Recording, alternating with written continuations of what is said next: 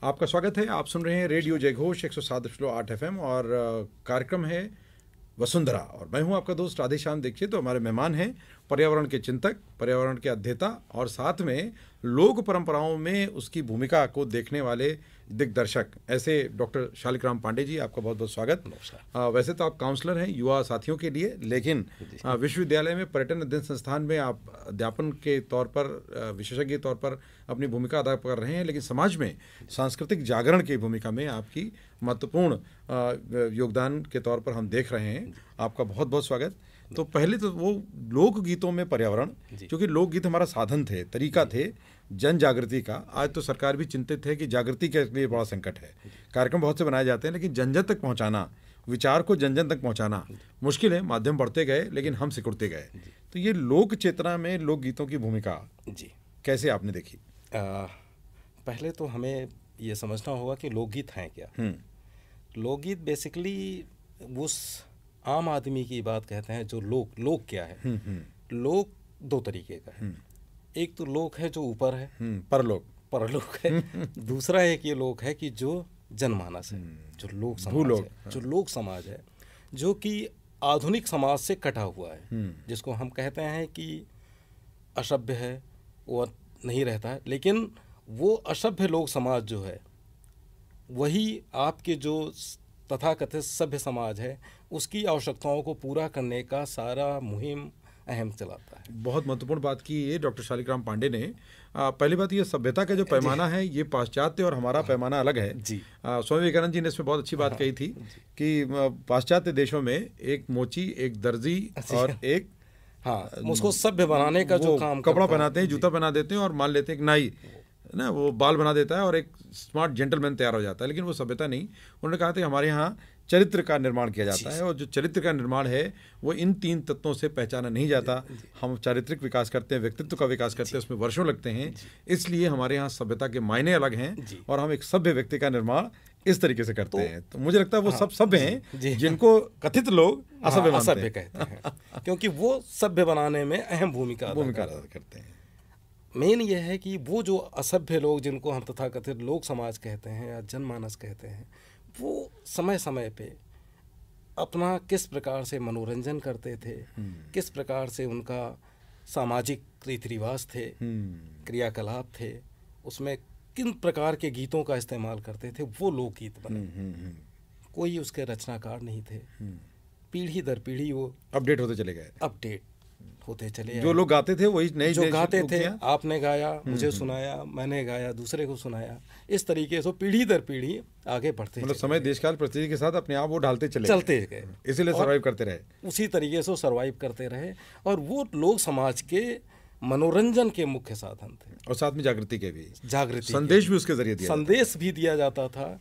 और plus environment को, जहाँ तक हम पर्यावरण के संरक्षण की बात कहते हैं, तो अवधी लोकगीतों में तो भरा पड़ा है किस तरीके से वो पर्यावरण को संरक्षित करते थे या उनकी जो अनुभूतियाँ होती थी कि किसान है, बैठा हुआ है, देख रहा है, आसमान को देखता है और ये बता देता है कि साहब अगले महीने बारिश नहीं होगी। घाघ का तो पूरा चिंतन इसी पर है। घाघ, भड्डरी, ये दोनों लोग इसी पे, इस तरीके की जो लोकोक्तियाँ हैं, ये बैल जो है ये हमारे काम का है नहीं काम का है, वो देख करके अनुमान लगा लेता था और उसका भड्डरी ने बहुत अच्छा या घाघ ने बहुत अच्छी तरीके से उन चित्रण किया है लोकोक्तियों के माध्यम से। इसी तरीके से हमारे जो प्रकृति से संबंधित गीत हैं, चाहे वो कजरी हो, आल्हा हो या सोहर हो, ये जब तरह तरह के जो गीत हैं, वैवाहिक गीत हैं, विवाह गीत हैं, दोनों तरफ के होते थे, कन्या पक्ष के, वर पक्ष के, ज़्यादातर वो एनवायरनमेंट को ही लेकर के गाए गए हैं। बिल्कुल, उसकी तो चिंता भी है। और ये सिर्फ एनवायरनमेंट को ही प्रोटेक्ट करने की बात करते हैं और लोक समाज किस तरीके से कहते हैं, और लोक परंपराओं में भी उसका केंद्र है। मतलब वो एक गीत है, वैसे ही मैं आपको बता रहा हूँ उस गीत में कि अक्सर गाया जाता है, विवाह के समय पे वो गाया जाता है कि साहब राजा रानी हैं, वो आते हैं और एक तालाब खुदवाने की बात कर रहे हैं। ये क्या है, तालाब खुदवाने का क्या मतलब था? उनका एक संकल्प जल, है। हाँ। जल संरक्षण सबको का मोटिवेट कर रहे हैं। कृषक वो और होता है। और यही नहीं कि वो तालाब खुदवा रहा है, उसके चारों तरफ मेड़ कहा जाता है कि वो जो अवधि में कि जो उसकी बाउंड्री बनाई जाती थी, तो अवधि में मेड़ कहा गया है। मेड़ कहा गया, हाँ। तो उस मेड़ के ऊपर वृक्षारोपण का भी कार्यक्रम होता है, मतलब कि वृक्ष भी लगवाते थे। तो ये जो परंपराएं हैं कि आप कैसे पर्यावरण को संरक्षित करते हैं, ये गीतों के माध्यम से आपको, लोकगीतों के माध्यम से दिखाई देता है। जनक जी को भी जो कोई पुत्र की या पुत्री की प्राप्ति नहीं हुई तो उनको हल चलाने की बात कही। ये हमारी परंपराएं, हमारी मतलब किस तरीके से बारिश होगी, मतलब एनवायरनमेंट कैसे सुधरेगा आपका, किस तरीके से आप समाज को विकसित करेंगे, ये सारी परंपराएं हमारे इन गीतों में दिखाई देता है। और ये वही लोक समाज करता है जिसको हम आजकल के पढ़े लिखे लोग असभ्य की श्रेणी में रखते हैं। और ये एक पर्यावरण चिंतक अपने आचार्य चंद्रभूषण तिवारी जी, जिनको पेड़ वाले बाबा के नाम से उत्तर प्रदेश सरकार ने स्वीकार किया, और वो जो वन विभाग है उसके वो ब्रांड एम्बेसडर, उन्होंने बहुत अच्छी बात कही कि साहब आजकल हम लोग पढ़े लिखे लोग यानी पढ़ी गई बातों को लिख देते हैं और लिखी गई बातों को पढ़ देते हैं। इसके दोनों तरफ जीवन है, दूसरी तरफ समाज है, उनके दोनों तरफ जो है वो सभ्यता है। तो हमें उसका अध्ययन करना, उसका चिंतन करना, तो मुझे लगता है कि लोक परंपराएं हमें पोषित करती हैं, जोड़ती हैं। इनका जो आधुनिक परिवेश में जो आधुनिक विज्ञान है या जो थोड़ा उद्यमिता है, जो औद्योगिक क्रांति है, उनका और इनका तालमेल आप कैसे देखते हैं? कोई तालमेल दिखता है आपको या खतरा है? देखिए, बहुत बड़ा जब ये औद्योगिकरण शुरू हुआ 19वीं शताब्दी में, जब औद्योगिकरण आ रहा है, तो इन्होंने बड़े पैमाने पर हमारी लोक परंपराओं को क्षति पहुंचाया। जो हमारी जो परंपराएं थी, जिस तरीके से हम सर्वाइव करते थे डेवलपमेंट के, उस पर काफ़ी आघात पहुंचाया। और गांधी जी ने इस पर बहुत ज़्यादा विरोध कहा कि गांधी जी तो कहते ही थे कि हमारा विकास जो है गाँव से होके जाता है। हमारा 70% हम किसान हैं यहाँ का आज। लेकिन जब ये औद्योगिकरण की शुरुआत हो रही है तो इससे बहुत ज़्यादा क्षति पहुंचाई, और हमारी ये जो परंपराएं हैं इसके प्रति हम दूर होते चले गए धीरे धीरे। निश्चित रूप से कहीं ना कहीं अध्ययन के लिए पहले गांव छोड़ देता व्यक्ति, तो गांव की परंपरा छूट जाता है। आज भी अगर हम जब अपना काम कर रहा था, मैं जब रिसर्च कर रहा था, तो मुझे ये गीत बड़ी मुश्किल से मिले, क्योंकि लोग गाँव में भी अब वो चीज़ें दूर होती जा रही हैं धीरे धीरे, वो लोग नहीं रहे कैसे। लेकिन आज भी कहीं कहीं है, गांव में शादी ब्याह के समय पे जब गीत गाए जाते हैं तो उनको आप सुन सकते हैं, देख सकते हैं। लेकिन अब वो भी परंपराएं चली जा रही धीरे धीरे, क्योंकि औद्योगिकरण ने इस पे बहुत ज़्यादा वो किया, क्योंकि लोगों के पास समय ही नहीं रहा। बिल्कुल, आपने बहुत महत्वपूर्ण उल्लेख किया। जो जल पुरुष राजेंद्र सिंह जी ने एक साक्षात्कार में मेरे साथ संवाद में कहा कि मैंने एक तरफ पीएचडी की, और मेरी पीएचडी एक बुजुर्ग जो चरवाहा था, उसने 2 मिनट में उससे बड़ा विज्ञान दे दिया, और उसने बताया कि इस बार बारिश कितनी होगी, ये एक वृक्ष देखकर मैं बता रहा हूँ। तो मैंने उसके विज्ञान समझा, और बाद में उतनी ही बारिश हुई, और वो वृक्ष की पहचान मैं नहीं जानता था, लेकिन वो जो अनपढ़ व्यक्ति जिसने कभी स्कूल का मुंह नहीं देखा, उसको इतना बड़ा विज्ञान पता है। तो वो बताता था। सर, बता तो रहा हूँ कि आपको यही बता रहा हूँ कि लोक समाज ही, वो जनमानस जो है वो अपनी इस तरीके के ही अनुमान लगाता था। उसके पास वो विज्ञान का ज्ञान नहीं था, लेकिन वो अनुमान से लगाता था कि हाँ आज साहब ये फला मंथ में आषाढ़ में बारिश होगी कि नहीं होगी, ये जून में बता देता था वो पहले, मौसम के बदलते हुए मिजाज से कि आज ये बारिश हो रही है तो ये आगे महीने सावन में बारिश नहीं होगी, या सूखा पड़ेगा। बादल के रुख को देख करके बताता था कि साहब ये गड़बड़ हो रहा है, ये बिजली यहाँ पे चमक रही है तो वहाँ पे बारिश नहीं होनी है। मतलब एक फार्मूला था उसका लोकगीतों में कि लोग तक पहुँच जाए, जन तक पहुँचे, जनमानस तक। और ये जनमानस ही अनुमान लगाता था, और गीतों के माध्यम से ही।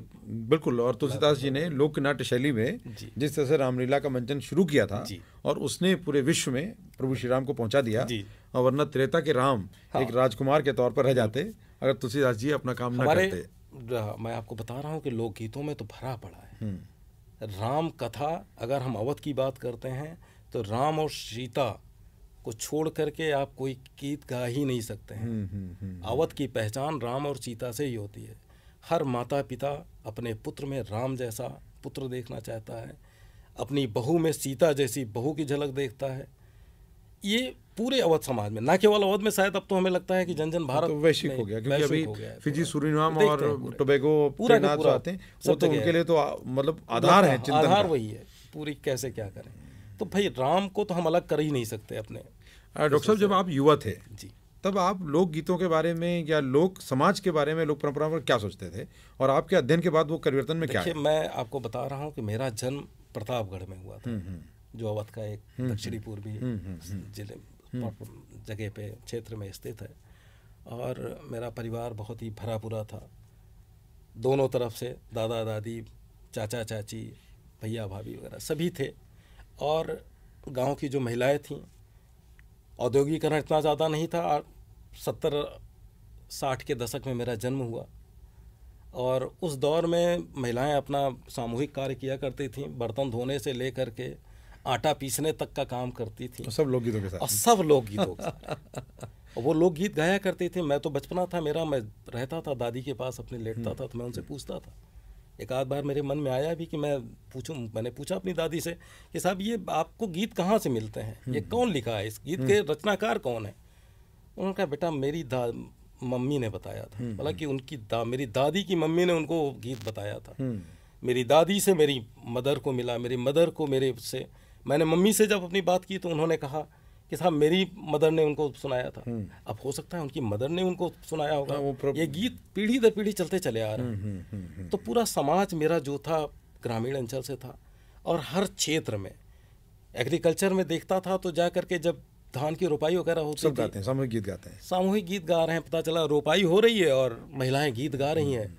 ऊपर से बारिश हो रही है, नीचे जल ही जल है, धान की रोपाई होती है। तो आप देखिए बड़ा सुंदर मौसम होता है, देखने वाला होता है। ऊपर से वर्षा हो रही है, नीचे लोग धान लगा रहे हैं और जल ही जल है, और ऊपर से वो गीत बिना किसी वाद्य यंत्र के, बिना किसी म्यूजिक सिस्टम के, वो गीत इतने अच्छे लगते हैं। अगर आप सुनिए तो बैठ करके सुनते ही रहिए।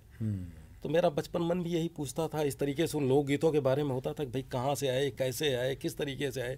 लेकिन ये धीरे धीरे जब बड़ा हुआ, जब विश्वविद्यालय में आया, तो मैंने, क्योंकि इतिहास का स्टूडेंट था और इत्तेफाक से हमारे जो गुरुजी मिले मुझे, जो मेरे रिसर्च गाइड थे, उनको कल्चर पे बहुत ज़्यादा रुचि थी। उन्होंने बात बताई तो उन्होंने कहा कि अवधी लोकगीतों पे कार्य हो सकता है, और इन्वायरमेंट को इसको जोड़ते हुए करोगे तो और भी इसका स्कोप है कि जो हमारी परंपराएं विलुप्त हो रही हैं। निश्चित तौर पे मैंने लोकगीतों का थोड़ा सा वो किया, क्योंकि लोकगीत ये है कि पीढ़ी दर पीढ़ी आते रहे। लिपिबद्ध होते ही इनकी जो मौलिकता है वो ख़त्म हो जाती है। ये लिपिबद्ध नहीं है। मैंने कहा कि ये सिर्फ एक दूसरे से श्रुति परंपरा पे आधारित है। या आपने सुनाया, हमने सुना, दूसरे को सुनाया, और उस तरीके से सुनते हुए और हम इसको पीढ़ी दर पीढ़ी अग्रसर। आज भी हम देखते हैं जैसे अलग अलग उत्सवों में जो गीत गाए जाते हैं, वो मौका देखकर, किसी व्यक्ति को देखकर उसका नाम भी गीतों में जोड़ दिया जाता है। वो एक परंपरा है। देखिए, ऐसा तो इन गीतों की जो ऐतिहासिकता हम बात करते हैं, ऐतिहासिक कितने प्राचीन है, तो वाल्मीकि रामायण में मिलता है कि सीता जी का जब स्वयंवर हो रहा है और उसमें वो उनकी सहेलियां गीत गाते हुए उनको लाती हैं जयमाल के लिए राम के, तो वहाँ से ये परंपरा चलता है। ना केवल ये वहाँ से परंपरा वाल्मीकि रामायण से नहीं, ये वेदों के उस पर चलता है जो गाथाओं के नाम से जानी जा रही हैं। ये गाथाएं थी जो सामवेद में हमें दिखाई देता है, और उस सामवेद में जो मंत्र पढ़े जाते हैं, जो ऋचाएँ हैं उनकी, जो बोल रहे हैं, तो उसमें ज्ञता है, तो वही गीत है। वो जो मंत्र हैं हमारे, वो सब गीत बिल्कुल है। तो ये वही लोकगीत की, अगर मतलब कहें हम, शुरुआत हुई, प्रारंभिक अवस्था है। प्रारंभिक अवस्था। बहुत महत्वपूर्ण बात आपने की। लेकिन ये कि जैसे आपने अध्ययन किया, तो कोई भी अध्ययन या शोध या उसका जो अनावरण करना है, वो हमारे समाज के व्यापक हित में है। तो अब आपने जो अध्ययन किया है कि जो हमारा विषय है अवधी लोकगीतों में पर्यावरण चेतना, चित्रण एवं इतिहास, एक अध्ययन, ये बहुत महत्वपूर्ण विषय। अब आपको क्या लगता है कि आधुनिक समय में हम इस चेतना को, कितनी आवश्यकता है इसकी, बहुत जरूरी है, और इसमें जब जागरूकता का संकट है तो जागरूकता का आयाम क्या है, तरीका क्या है? मैंने इसको लिपिबद्ध करके यही किया कि जो परंपराएं विलुप्त हो रही हैं उससे लोग जागरूक हों।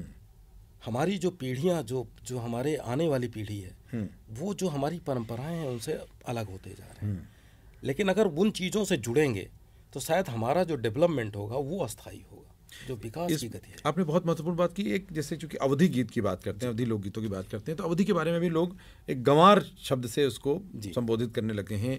ऐसा पता नहीं कहाँ से आई ये बात, जिसका भी इतिहास देखना पड़ेगा। आप अध्ययन कर सकते हैं इस पर कि ये शब्द आया कहाँ से, कि जो गंवई भाषा बोलता है वो गंवार हो गया।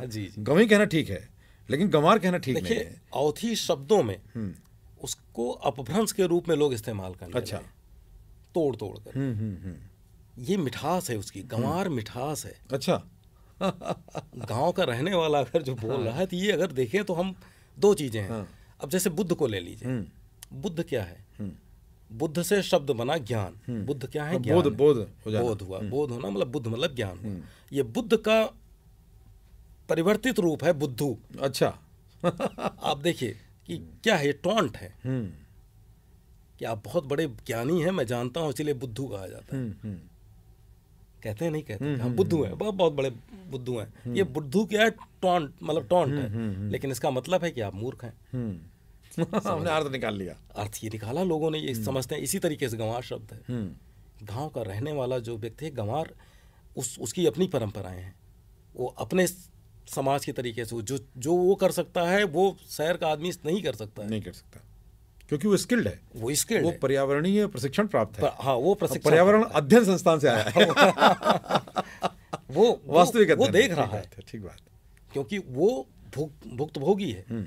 हम यहाँ पे रह करके हम किताबों के अध्ययन को प्रमोट कर रहे हैं, लेकिन वो प्रैक्टिकल नॉलेज, व्यवहार को लेकर आ रहा है। तो ये मुझे लगता है कि हमारे श्रोताओं के लिए चिंतन की बहुत पूर्ण खुराक है। बिल्कुल कि हमारे चिंतन जरूर बदलना चाहिए। और अगली बार आप किसी को जब गंवार बोलें तो आप सम्मान की दृष्टि से देखें। जी, और आप उसको गंवाई बोलें या उसके साथ जाकर सीखें, जानें कि उसके पास मल्टीपल स्किल्स क्या हैं, जिसके लिए आपने बहुत महत्वपूर्ण चिंतन में कहा कि भाई गांधी जी ने भी इस पर चिंतन किया और उन्होंने कहा कि ग्राम स्वरोजगार की बात की, कुटीर उद्योग की बात की और उन परंपराओं से जोड़ने की। उन्होंने कहा कि एक अस्थायी विकास होगा, स्थायी विकास, सस्टेनेबल। अगर गांव विकसित होंगे तो शहर विकसित होगा। क्योंकि मैंने आपको शुरुआत ही बताई थी कि गांव नहीं होंगे तो शहर की परिकल्पना नहीं की जा सकती, क्योंकि वो फीडिंग सेंटर्स हैं, वो शहरों के संकटों के समाधान के लिए बहुत महत्वपूर्ण चिंतन। जब हम लोकगीतों की बात करते हैं, लोक परंपराओं की बात करते हैं कि लोकगीत और परंपराएं आपस में जुड़ी हुई हैं। आज हम लोग रिचुअल्स तो मनाते हैं, जैसे हम देखते हैं बर्थडे मनाएंगे तो हम कोई गीत गा लेंगे, लेकिन उन गीतों में और लोक गीतों के एक बड़ा अंतर रहा है। लोक गीत जो हैं वो प्रशिक्षण का भी काम करते थे, चिंतन का भी काम करते थे और आपको एक से दूसरी पीढ़ी में ट्रांसफर करने का भी काम करते रहे। क्या कारण है कि हमारी युवा पीढ़ी उनको नहीं स्वीकार कर पा रही है बड़े पैमाने पर? अभी कुछ हिस्से में तो यूथ अवेयर हुआ है, जुड़ा है, उसमें भागीदार हो रहा है, लेकिन एक बड़ा तबका अभी उससे जुड़ नहीं पा रहा है। कारण क्या नजर आता है? शुरुआत हो रही है, थोड़ा सा प्रचार प्रसार की भी कमी है, ये कहेंगे। कुछ कार्यों की भी कमी है। और अगर हम इस तरीके से कार्य को प्रमोट करेंगे, हम निश्चित तौर पे, हमने बताया जैसे कि हमने उस मौलिकता को उनके हान पहुंचाई, लोकगीतों को लिपिबद्ध करके, लेकिन अगर ये जब लिपिबद्ध होंगे तो शायद ये पीढ़ी दर पीढ़ी लोग इस पे जागरूक होंगे। कुछ प्रोग्राम वगैरह होते हैं, हो रहे हैं धीरे धीरे, और बढ़ने चाहिए। कई ऐसे, आप लोगों का तो बहुत ही ज़्यादा, लोग उत्तर प्रदेश संगीत नाटक अकादमी वगैरह बहुत ही काम कर रहा है उस पर। कई ऐसे गायक हैं, मालिनी अवस्थी जी जैसे वगैरह, जिन्होंने इस मुहिम चला रखा है कि उन गीतों को प्रमोट किया जाए, तो वो कर रही हैं और हो रहा है। लोग जागरूक भी हो रहे हैं और उनकी मिठास लोगों तक पहुंच रही है, वो गीत सुन रहे हैं और धीरे धीरे आगे बढ़ेगा। कई ऐसे कार्य विश्वविद्यालयों में भी हो रहे हैं। हमारा हिंदी विभाग जो है बहुत ज़्यादा इस पे काम करता है, लोकगीतों पे, अवधी लोकगीतों पे बहुत ज़्यादा काम हुआ है, हो भी रहा है। एक बहुत बड़े प्रोफेसर हैं जिनका बहुत बड़ा नाम है, प्रोफेसर एस.पी. दीक्षित साहब, रिटायर्ड प्रोफेसर हैं, सूर्य प्रसाद दीक्षित जी, हाँ, जो व्याकरण के बहुत बड़े अध्येता हैं। वो पोथी पे उनका बहुत काम है, बहुत ही ज़्यादा, बहुत ज़्यादा। और प्रोफेसर पवन अग्रवाल जी हैं, वो भी आल्हा पे उनका बहुत बड़ा काम किए हैं। वो लोग बहुत काम किए हैं और उनके स्टूडेंट भी बहुत ज़्यादा इस पर फोकस कर रहे हैं। तो धीरे धीरे ये जागरूकता लोगों में आएगी और बढ़ेगा। एक और जो सिम्टोमेटिक अध्ययन कह सकते हैं, हमने देखा सोशल मीडिया पर, अगर कोई अवधी गीत आता है, कोई गायक गाता है, तो अगर सुरीला है तो उसका प्रभाव इतना है कि मिलियंस में चला जाता है। हाँ, यानी लोग देखना पसंद कर रहे हैं, बढ़ रहा है बिल्कुल लोगों के अंदर। और कई लोग ऐसे काम कर रहे हैं। अभी आप एक बताया था ना कि एक आपने नाम लिया था राम बहादुर मिश्रा जी का, वो भी बहुत समय से लगे हुए हैं इस तरीके से गीतों का, बहुत जुझारू गोष्ठियों का आयोजन करने में। अवधी पुस्तिका भी निकालते हैं और निरंतर निकालते चले आ रहे हैं। जुनून के हद तक जुनून है उनका, और संसाधन कम है, लेकिन फिर भी वो अवधी लोकगीतों या अवधी के ऊपर बहुत ज़्यादा काम, डीओटी टाइप के हैं, लगे हुए हैं। बहुत महत्वपूर्ण बात की, चूंकि अवधी जो है वो हिंदी के बहुत नज़दीक है, या कहें हिंदी साथ साथ है, तो इसका दुष्प्रभाव भी अवधी पर पड़ा है, उसका नुकसान ज़्यादा उठाना पड़ा उसको। देखिए, हिंदी तो हम सभी है, भाषा तो हमारी हिंदी ही है, लेकिन ये बोलियां हैं, भोजपुरी है, अवधी है, ब्रज है, ये सब अपनी अपनी है सब में मिली हुई। अब इनको हम बहनें कह लें तो हाँ, क्योंकि हम बहन की भाषा में अवधि की बात कर रहे हैं, जबकि बात हमको ऐसे करनी चाहिए कि भैया आओ बताइए, आओ कहाँ मिला रहा है जी, जो शोध करे हो तो वह काका मिला। हाँ सही बात, बिल्कुल इस तरीके के। तो हमारा एक विस्तृत क्षेत्र है, अवध का भी बहुत बड़ा 14 डिस्ट्रिक्ट है उत्तर प्रदेश के, 14-15, और 1-2 तो बढ़ भी गए हैं शायद, अमेठी आने के बाद तो 17 हो गए हैं शायद। तो ये बड़े क्षेत्र में बोली जाने वाली भाषा है। और महत्वपूर्ण तत्व क्या मिले आपको इसके अध्ययन में? हम गीत तो आपसे कुछ सुनेंगे। और मुझे तो वो मिला है कि जिसके बारे में मैं जानता नहीं था कि लोकगीत इतने पावरफुल हैं कि जो एनवायरनमेंट या किसी भी तरीके से किसी भी क्षेत्र में कल्चर को किसी भी रूप में जागरूक कर सकते। लोक समाज किस प्रकार से अपने को विकसित करता था, किस तरीके से मनोरंजन करता था, वो सारी चीज़ें उसमें दिखती हैं। ना केवल मनोरंजन, एक दृष्टि, एक गतिमान अपने समाज को गति देता था, वो दिखाई देता। और परंपरा में हमने ये भी देखा, आने वाली पीढ़ियों को दिशा देता था। बिल्कुल। और हमने अनुभव में ये देखा है कि अमूमन जो आज जब शिकायत होती है कि लोग साथ नहीं बैठते, जबकि लोक परंपरा में गीतों के जरिए साथ बैठने की परंपरा रही है। बिल्कुल। और वो सामूहिक गीत गाते थे, अकेले नहीं गीत गाया जाता था। लोक गीतों की एक बड़ी होके सामूहिक गीत होते थे। महिलाएं भी अगर एक जात मतलब चक्की चला रही हैं तो 2 महिलाएं बैठती थीं और मिल करके सामूहिक कार्य होते थे। और सामूहिक कार्य में वो गीत जब निकलता था तो जात की एक अद्भुत ऊर्जा देता था। तो हम जरूर चाहेंगे कि कुछ ऐसे गीत भी आप सुनाएं जो आपने अपने माफ करिएगा, मैं बहुत बड़ा गीत नहीं, आप बोल में सुना सकते हैं कुछ गीत अगर ऐसे याद हो। कुछ नहीं, 1-2 लाइनें तो भले ही मैं जी जरूर कह दूं। जैसे कजरी है, कजरी उजरी में होता था। कजरी की परंपरा थी कि जो कजरी की शुरुआत हो रही है मिर्ज़ापुर से होती है, और कजरी की जो स्टार्टिंग है, कहते हैं कि एक कजरी नाम की एक महिला थी, वृद्ध महिला थी, जो कृष्ण की भक्त थी, और उनका अपना गाना गाया करती थी। इसी तरीके से भजन गाती थी, और उस भजन में वो कजरी की शुरुआत, अपनी शैली आ गई, वो शैली आई और कजरी प्रसिद्ध हो गया। तो महिलाएं ज़्यादातर सावन के फुहार में गांव में झूला पड़ता था, अवध के पूरे क्षेत्र में झूला पड़ता था और झूला झूलती थी, तो वो कजरी गीत गाए जाने की परंपरा थी। तो वो गीत थे कई उसमें कि गाते थे, लेकिन अब कुछ ऐसी चीज़ें होती हैं कि जो महिलाएं ही गाती हैं तो अच्छा लगता है, वो सुनाई देता है। जरूर। तो आगे हम ऐसा प्रयास करेंगे कि ऐसे सुरीले कंठ के साधकों को साथ लें। बिल्कुल। आपका चिंतन और उनका सुर दोनों सधे, और हम इसमें तिरोहित हो सकें, हम इसमें सम्मिलित हो सकें। और ये ज़रूरी है कि परंपराएं हमें पोषित करती रही हैं, और उस पोषण का नतीजा है कि भारत इतनी विभिन्नता के साथ, इतनी विविधता के साथ, इतनी तरह के सांस्कृतिक अवधारणाओं को समाहित करते हुए विकसित होता रहा है। और हम इसमें बड़े भाग्यशाली हैं, सौभाग्यशाली हैं, न कि सब तरह से। तो उन सब को अध्ययन करते हुए जब इतिहास की दृष्टि हम डालते हैं, विहंगम दृष्टि आपने डाली, तो उसमें ऐतिहासिक पक्ष में और क्या तत्व आप बताना चाहेंगे हमारे दर्शकों को, श्रोताओं को? देखिए, ऐतिहासिकता तो ये है कि ये लोकगीत, मैंने आपको बता ही दिया कि प्राचीनता इनकी बहुत पुराने गीत हैं, और पीढ़ी दर पीढ़ी ये चलते चले आ रहे हैं। ऋचाएँ भी है भाई, वैदिक परंपरा जो रही है वो श्रुत परंपरा पे ही आधारित थी, लिपिबद्ध बाद में हुए, और ये पीढ़ी दर पीढ़ी चलते हुए समय के हिसाब से ये बढ़ते चले गए। एक शुरुआत होती है, अगर हम वैदिक पीरियड की बात करते हैं, फिर वैदिक के बाद अगर आते हैं तो फिर मॉडर्न पीरियड आता है। ये गीत उसी की तरीके से पीढ़ी दर पीढ़ी निरंतर चलते चलते आज जो हमारे आज समकक्ष आज जो हमें दिखाई दे रहा है, वो सदियों से चला आने वाला गीत है ये। तो ये एक लंबी परंपरा रही है, ऐतिहासिक परंपरा रही है इन गीतों की। और लोक समाज है, आज भी हमारा लोक समाज बता रहे हैं कि 70% आबादी हमारी गांव में रहती है, और वो इन्हीं साधनों के द्वारा, इन्हीं गीतों के द्वारा अपना मनोरंजन करता है। अपने व्यस्ततम समय में निकाल करके जब वो खाली होता है तो अपने को किस तरीके से एंजॉय करे, किस तरीके से, वो इन्हीं गीतों के माध्यम से। बहुत सुंदर। और ये परंपराओं से आप जुड़ें, थोड़ा गांव की यात्रा करें। पर्यटन जो है वो अज्ञे ने कहा था, तो घुमक्कड़ जिज्ञासा, तो थोड़ी जिज्ञासा भी बढ़ेगी, थोड़ा घूमने का जो है उसे सीखने और समझने की प्रवृत्ति भी विकसित होगी। और जुड़ाव बहुत ज़रूरी है, क्योंकि अपनी लोक से वैसे तो आपने 2 लोक की बात की, लेकिन तीसरा लोक भी इहलोक, जो आपके अंदर कुछ बदल देता है। तो जब अंदर बदल जाएगा तो परलोक तो आपका ठीक ऐसे ही हो जाएगा। आप पूजा नहीं करते हैं तो भी परलोक सुधरेगा, लेकिन चिंतन से आत्मिक आंतरिक दृष्टि का विकास बहुत ज़रूरी है, और ये अगर करते हैं तो लोक जीवन में आपको बहुत आनंद आएगा और लोगों के बीच में भी आनंद आएगा। तब आप मिलना जुलना ज़्यादा पसंद करेंगे, और यही हमारी भारत की महत्वपूर्ण परंपरा भी है।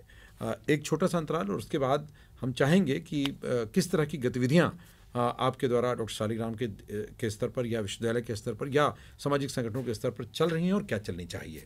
लेते हैं एक छोटा सा अंतराल और जल्द लौटते हैं। जय एक बार फिर आपका स्वागत है। आप सुन रहे हैं रेडियो जय घोष और कार्यक्रम है वसुंधरा, जिसमें हम पर्यावरण की फिक्र करते हैं, लेकिन आज की फिक्र लोकगीतों और लोक परंपराओं से जुड़ी हुई है, क्योंकि डॉक्टर शालिग्राम हमारे बीच में हैं। डॉक्टर साहब, अभी हम ये चिंतन हमने किया और बहुत महत्वपूर्ण चिंतन से हम जुड़े हैं। हमें ये बताएं कि विश्वविद्यालयों को अगर हम लोक परंपराओं और लोकगीतों का केंद्र के रूप में देखें, क्योंकि वहाँ संग्रह है, संकलन है, ज्ञान का संकलन है, विद्वानों का संकलन है, वहाँ पर विद्यार्थियों का संकलन है, चाहेंगे तो माता पिता का संकलन भी होगा, तो इन सब के बीच में इसका विस्तार या इसकी चिंतन, इसका चर्चा, इसका संवाद कैसे बढ़े? देखिए, विश्वविद्यालय लगे हुए हैं, कई ऐसी शोध की गतिविधियां वहाँ चल रही हैं, चला रहे हैं, जगह जगह पे हर तरीके के रिसर्च को प्रमोट किया जा रहा है, और सारे विश्वविद्यालयों में करीब करीब। और ज़्यादातर जो गतिविधियां हैं, कुछ सेमिनार्स वगैरह हो रहे हैं, इन गीतों के प्रति जागरूकता पैदा हो रही है। कई ऐसे सामाजिक कार्यक्रम हो रहे हैं, सोशल कार्यक्रम होने की वजह से इनमें प्रचार प्रसार भी हो रहा है। लोग गीतों का भी आयोजन कर रहे हैं, कई जगहों पे अवधि का बहुत ही ज़्यादा होता है।